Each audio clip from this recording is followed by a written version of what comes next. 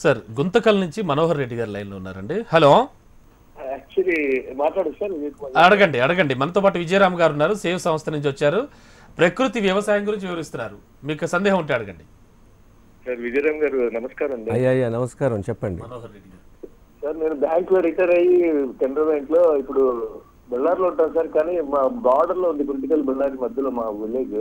అయ్యా 6 acres లో bore అంతా వేయించాను. ప్రకృతి వ్యవసాయం చేయాలని చాలా ఇంట్రెస్ట్ గా నేను చేయాలనుకుంటున్నాను.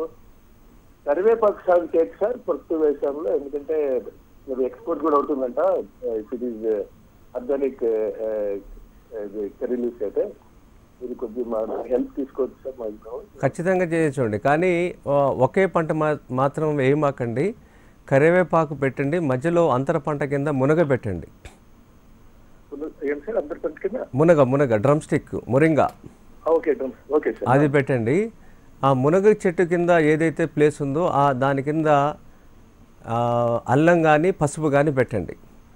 మనకి అంటే ఏ రోజు మార్కెట్ ఎలా ఉందో మీరు ఇప్పుడు మొదలుపెట్టారు, ఆ టైంకి ఎలా ఉన్నా సరే మనకి ఇవి సపోర్ట్ చేస్తూ ఉంటాయి. ఏది అంతర పంటలు అనేది ఒక పంట మీద ఆధారపడకుండా చేయటం రైతుకి. రెండోది భూమి బలోపేతం అవుతా కూడా మనం ఆలోచించాలి. ఇంకోటి బోరు వేసానంటున్నారు. బోరు అనేది మనం నీరు తీసుకుంటున్నాం కానీ నేల తల్లికి మళ్ళీ నీరు ఇవ్వట్లేదు. అవసరం తీర్చుకున్నందుకు కృతజ్ఞతగా మీకున్న వ్యవసాయ భూమిలో 10 నుంచి 20% చెరువు తప్పనిసరిగా తవ్వించుకోవాల్సిన అవసరం ఉన్నది. భూతాపం పెరుగుతుంది, భవిష్యత్తులో వర్షాలు తగ్గుతాయి. పడ్డ వర్షపు నీటిని దాచుకోవటానికి మనం ఒక చోటుని కల్పించాలి. మన వ్యవసాయ భూమిలో పడ్డ వర్షపు నీరు ఒక చుక్కని కూడా బయటికి పంపించకుండా దాచుకోవడం అనేది కూడా మీరు చేయాల్సిన పని. ఓకే అండి. అంటే ఒకేసారి 3 అంతర పంటలను కూడా సాగు చేసేటువంటి ఛాన్స్ ఉంటుంది. ఖచ్చితంగా చాలా అద్భుతమైన విషయం అండి.